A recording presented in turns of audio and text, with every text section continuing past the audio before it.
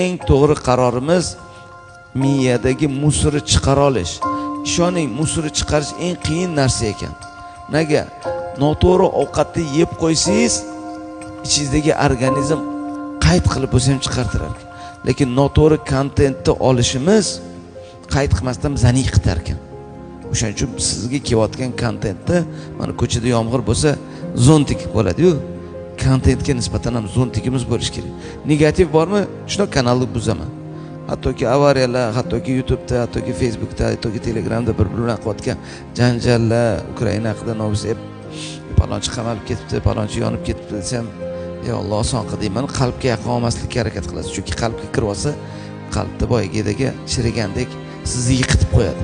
O'shaning uchun iloji boricha yaxshilik energiyasiga talpining.